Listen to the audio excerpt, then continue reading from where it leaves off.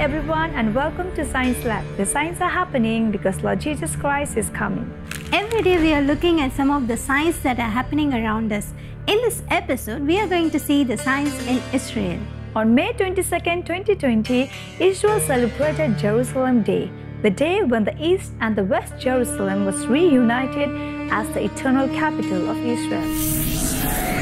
Jerusalem is one of the oldest cities in the world. It is considered a holy city in the three major religions: Judaism, Christianity, and Islam.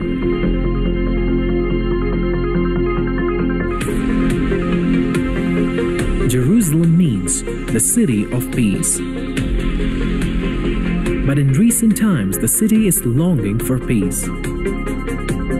Violence, stone attacks, and harassment of the visitors on the Temple Mount are on the rise every day. Knife attacks in the streets of Jerusalem, car rampages in the bus stops, shootings, murders, and car attacks are an all-time high.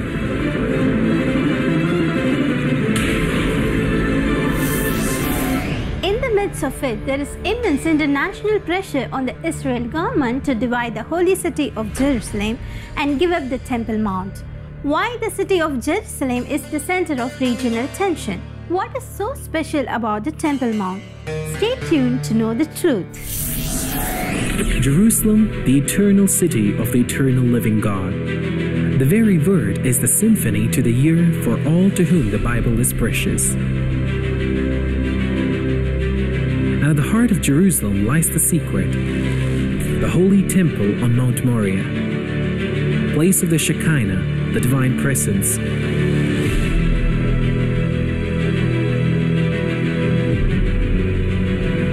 Called by Isaiah the house of prayer for all nations.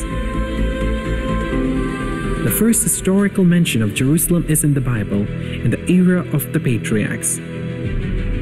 Melchizedek, king of Salem, met Abraham.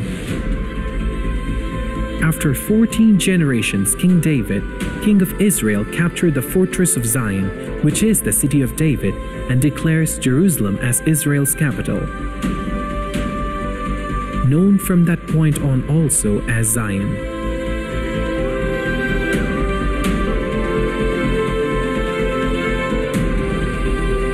Later, the ark would be brought to Jerusalem and David would make plans for a temple to be constructed. His son Solomon built the first Jewish temple atop the adjacent mountain of Moriah, where Abraham had offered Isaac 1,000 years earlier. This marked the first temple period. The 12 tribes split into two nations: the northern kingdom of Israel, comprising the 10 northern tribes, and the southern kingdom of Judah, comprising the tribes of Judah and Benjamin. The Assyrian Empire, roughly Syria and northern Iraq, conquered the northern kingdom in 722 BC. It then assimilated its people. We refer to them as the 10 lost tribes of Israel. The Babylonian Empire, roughly Iraq, conquered the southern kingdom in 586 BC and destroyed Solomon's temple.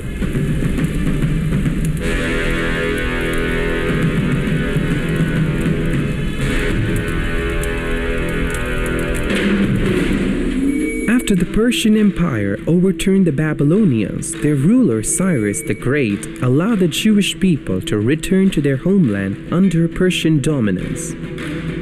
There, they began reconstruction of their temple, marking the Second Temple period. The Old Testament closes with the Persians in control of a struggling Jewish nation.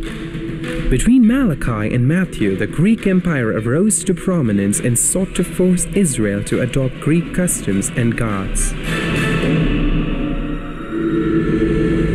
The Jewish people rebelled in 167 BC under the Maccabees and established their independent nation again. By this time, the Roman Empire had supplanted the Greeks as the dominant superpower. In 63 BC, they conquered Jerusalem and subjugated Israel. Thus, when the New Testament opens, the Roman Emperor is ruler of Israel through his appointee, King Herod.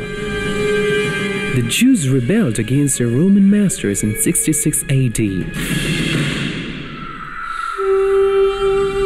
The Roman general Titus put down the rebellion and destroyed the Second Temple in 70 AD. When the Jews revolted again in 132, Emperor Hadrian quashed their armies and scattered the people. He also renamed their land Palestine, the Latin version of Philistine. However, there has always been a significant Jewish presence in the Holy Land even after the temple was destroyed in 70 AD.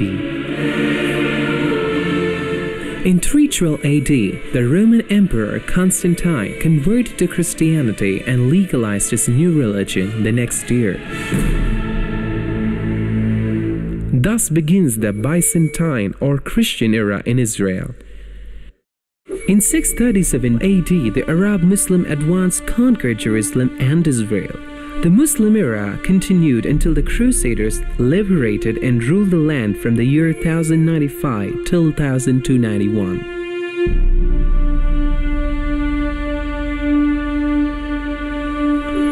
Egyptian Mamelukes drove the Crusaders from Palestine and controlled the land until the Ottoman Turks gained control in the year 1517. The Ottoman Empire dominated Palestine until it was defeated in World War I. In the late 19th century, Theodor Herzl and other Jewish leaders began a movement called Zionism. Named for Mount Zion, the location of David's Jerusalem, it argued that the Jewish people needed and deserved a homeland of their own. Jews were treated as second-class citizens in all the countries wherever they lived. They were even chased out of many countries, and they lived like their ancestors, moving from one country to another. So Zionism demanded for the deserved homeland in the same place where their forefathers lived. Their work encouraged many diaspora Israelis to migrate to the Holy Land over the following decades. In 1917, the British Empire was given control of Palestine, leading to the British Mandate period. British leaders eventually proposed a two-state solution to the United Nations, called the UN Partition Plan, creating a Palestinian state in part of the land, while recognizing the sovereign state of Israel and the rest. On November 29, 1947, the United Nations General Assembly adopted a partition plan for mandatory Palestine. Their proposal was accepted by Jewish leaders, but it was rejected by Arab leaders. On the day the British Mandate over Palestine expired, that is Friday, May 14, 1948, the Jewish People's Council gathered at the Tel Aviv Museum to declare the establishment of the State of Israel. David Ben-Gurion began reading the declaration he had written. The ceremony was held at 4 p.m. 4 hours later, Egypt bombed Tel Aviv and the War of Independence broke out. A combined invasion by Egypt, Jordan, and Syria, together with expeditionary forces from Iraq, entered Israel. The invading forces took control of the Arab areas and immediately attacked Israeli forces and several Jewish settlements. This war extended to a period of over 10 months. In this war, approximately 6,373 Israelis were killed. The West Bank remained under the control of Jordan, the Gaza area under Egypt. The 1956 Israel-Egypt conflict led to Israel control of the Sinai Peninsula. In 1967, the dictator of Egypt, Gamal Abdel Nasser, announced his plan, in his words, to destroy Israel. He placed Egyptian troops on Israel's border, and armies of surrounding Arab countries were also mobilized to attack. However, Israel preemptively attacked Egypt and Syria. In 1967, after the 6 Days War, Israel recaptured East Jerusalem and annexed it with the West Jerusalem, and made Jerusalem the undivided capital of Israel.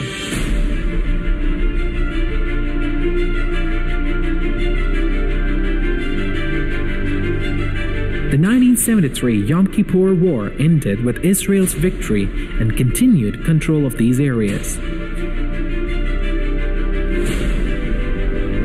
Well, one thing Israel did a little more than a decade later in 1978 was to give the entire Sinai Peninsula, an area of land bigger than Israel itself and with oil, back to Egypt because Egypt, under new leadership, signed a peace agreement with Israel.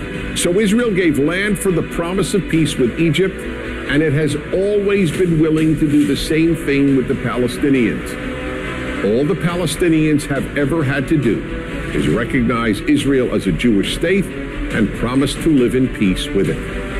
But when Israel has proposed trading land for peace, as it did in 2000, when it agreed to give the Palestinians a sovereign state in more than 95% of the West Bank and all of Gaza, the Palestinian leadership rejected the offer and instead responded by sending waves of suicide terrorists into Israel. Meanwhile, Palestinian radio, television, and school curricula remain filled with glorification of terrorists, demonization of Jews, and the daily repeated message that Israel should cease to exist. The motto of Hamas, the Palestinian rulers of Gaza, is, "We love death as much as the Jews love life." So far, we were seeing about the signs happening in Israel. After seeing all these things, we definitely need a break.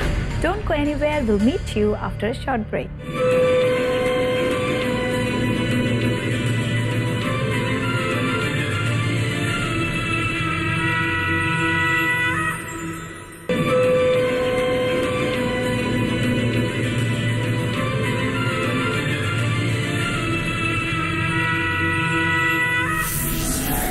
Welcome back to Science Lab. The signs are happening because Lord Jesus Christ is coming.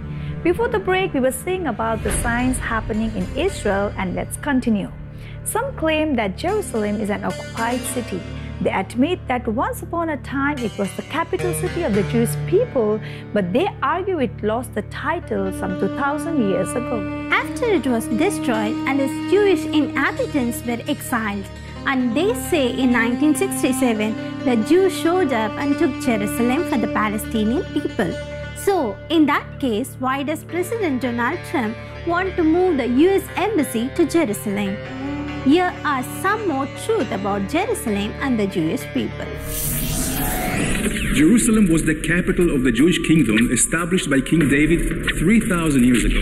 His son, King Solomon, built the first temple in the place where, according to tradition, the binding of Isaac and Abraham took place 1,000 years earlier.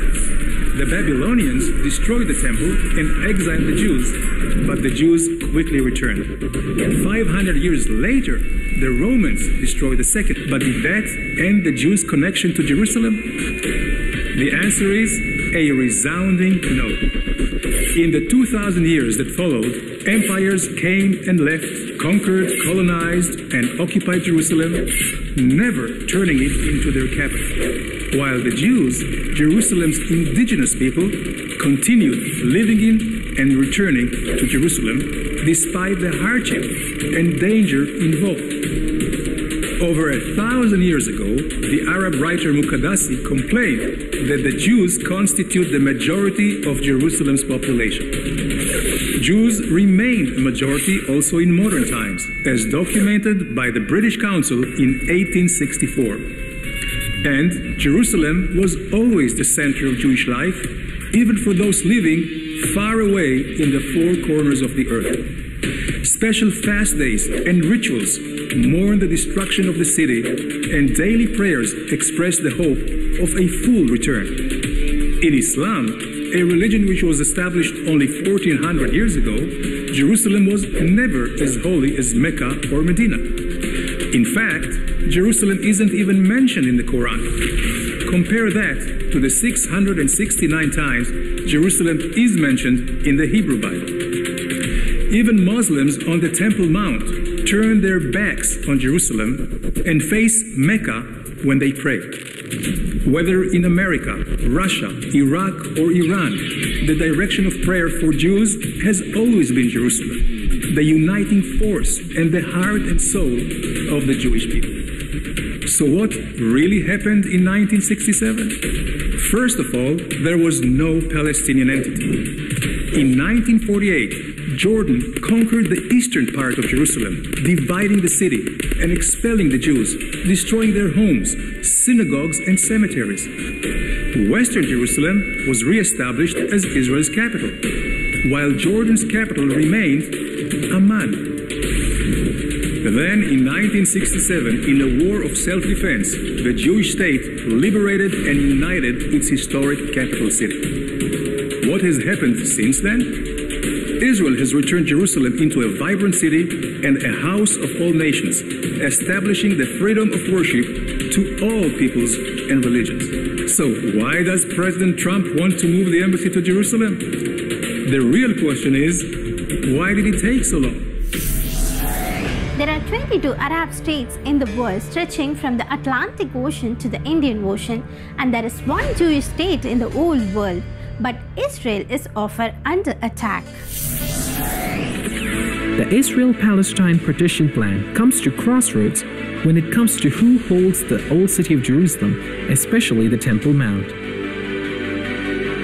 Today, the old city has been traditionally divided into four quarters, known since the early 19th century as the Armenian, Christian, Jewish, and Muslim quarters. The old city became a World Heritage Site in 1981 and is on the list of World Heritage in danger. Modern Jerusalem has grown far beyond the old city's boundaries. If the land of Israel is divided, the city of Jerusalem will also be divided into East Jerusalem and West Jerusalem. The Jewish biblical heartland and the Old Jerusalem city, with the Temple Mount, along with Bethlehem and many important biblical places, will be given to the Palestinian state, with East Jerusalem as its capital. In addition to that, dividing the land will cause some major security concerns to the state of Israel. Violence and terror attacks against Israel will increase because of this. Great trouble from all sides will come against Israel.